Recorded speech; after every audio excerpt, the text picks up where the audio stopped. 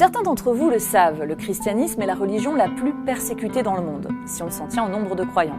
360 millions de chrétiens sont actuellement fortement persécutés et discriminés en raison de leur foi.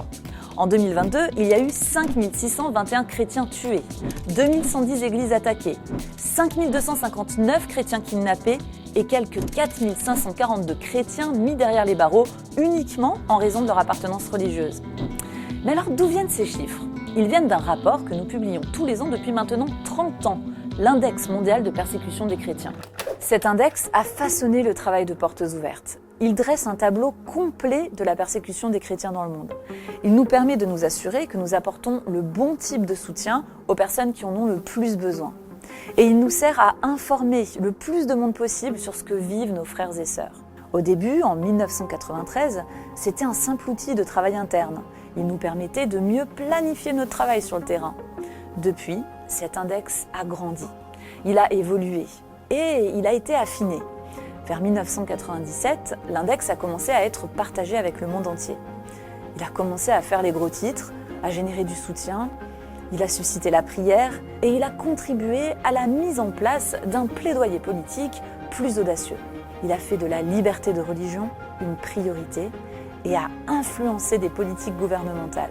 Et aujourd'hui, plus que jamais, il est au cœur du travail de Portes Ouvertes auprès des chrétiens persécutés. Alors en quoi consiste cet index exactement ? Année après année, l'index fait la liste des pays où il est le plus dangereux d'être chrétien.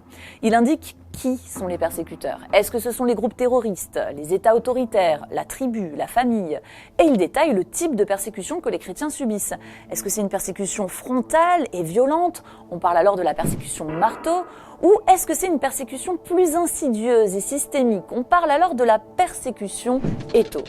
Pour vous aider à comprendre, voici un exemple de persécution marteau. ನಾವು ಸೇವೆಗಂತ ಒಂದು ಹಳ್ಳಿಗೆ ಹೋದ್ವಿ. ನಾನು ನಮ್ಮ ಗಂಡ ಆದ್ರು ಅವರಿಬ್ರು ನಾವು ಒಂದು ಹಳ್ಳಿಗೆ ಸೇವೆಗೆ ಹೋದ್ವಿ.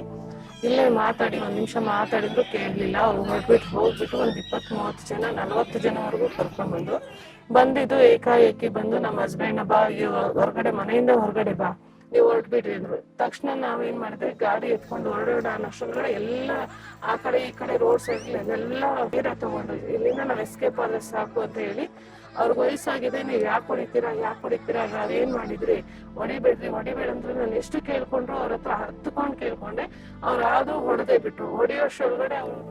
Et voici un exemple de persécution étau.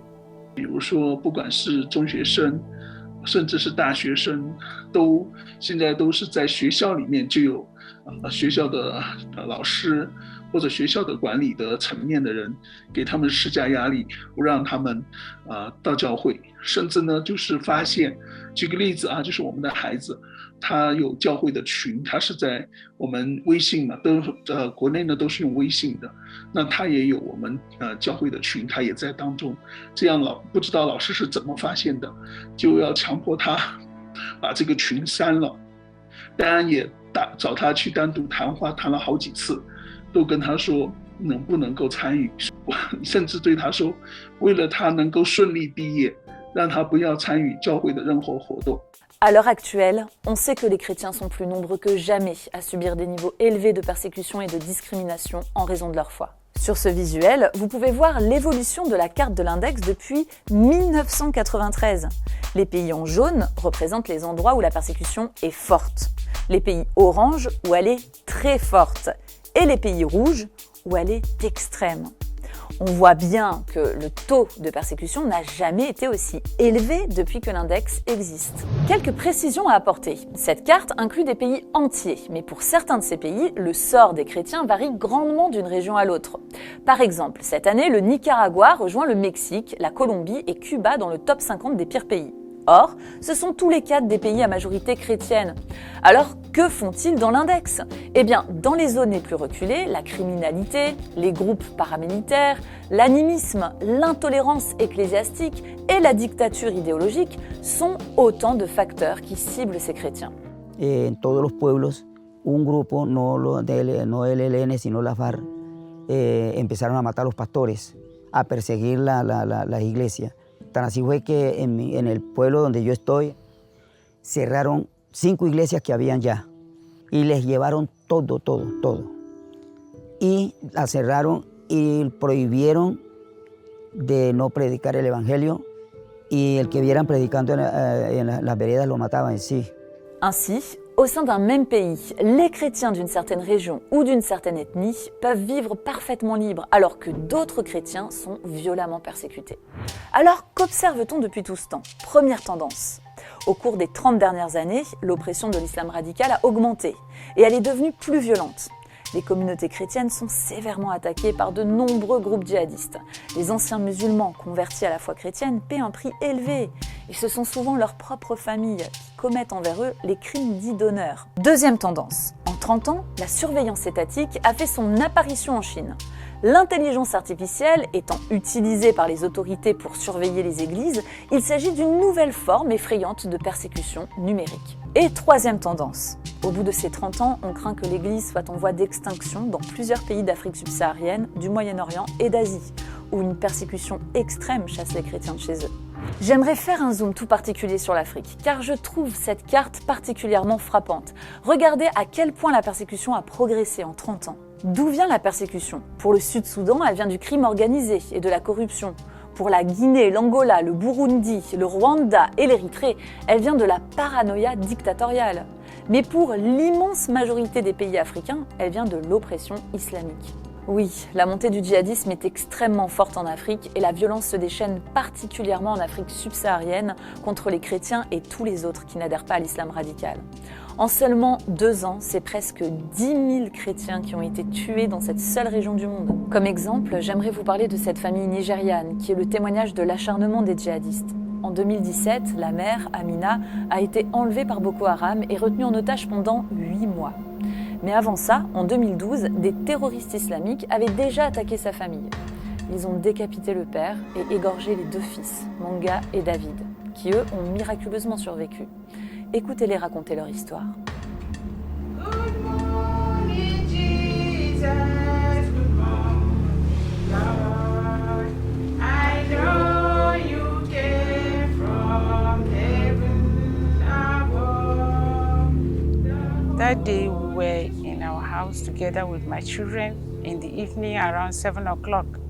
I opened the window and I saw people coming in, jumping out from the fence with weapons. They were all having knives, shouting, banging doors. They told my boys to lie down on the floor.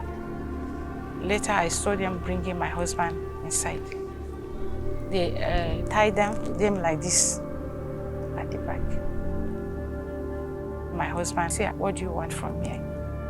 They answered and said, "Today is your day, tomorrow is not yours." So when I heard this, I started praying. I said, "God, I don't want to be a widow. Please help me, Lord." I started praying. They started with my dad, and I heard him praying. Then they slaughtered him there. Then next it was me. I began praying the Lord's Prayers, Psalm 23, the Lord is my shepherd, and Psalms 118, I shall not die but live. You know, and something surprisingly happened. The pain which I assumed I'm going to be feeling when I'm being slaughtered is not there. It's just this dizziness, and I went unconscious. At first we were shy of the scar. You know, it's something that attracts attention. But later we came to realize it's a testimony. It's an evidence of the existence of God.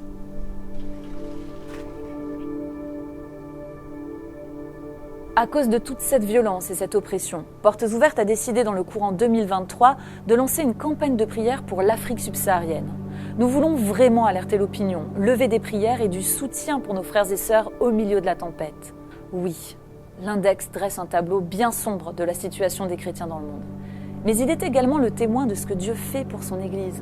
Derrière les chiffres, il y a des vies de souffrance, mais aussi des vies de foi, de persévérance et même de joie. This incident has affected my life in so many ways, but it has really increased my faith. no matter what the enemy will do against you, if your time has not yet come, there's nothing the enemy can do about it. Paul the Apostle said he suffered all this for Christ, but above all, he should count it all joy. This word kept pounding in my heart. I should count it all joy. But with this hatred of what these people did, count it all joy. But again, with the second chance God gave me, that joy had to exist. God is there. He loved you in spite of your challenges, your condition, whosoever you are. It's not for who you are, but God just loves you. Depuis toutes ces années, grâce à l'Index, nous avons entendu les témoignages de nos frères et sœurs et nous avons été inspirés à prier. Et grâce à Dieu et à votre soutien, les croyants qui vivent dans les endroits les plus dangereux sur terre pour les chrétiens sont courageux et résolus. Leur foi est forte. Certains trébuchent et tombent, mais eux aussi savent qu'ils ne sont pas seuls. Depuis 30 ans, l'Index mondial de persécution des chrétiens met en lumière les discriminations et les violences que subit l'Église autour du monde. Si vous l'avez lu, si vous avez prié, si vous avez agi, merci. La vision de Portes ouvertes est qu'aucun chrétien ne souffre seul de la persécution. L'Index, vos prières et votre soutien continueront à permettre cette vision.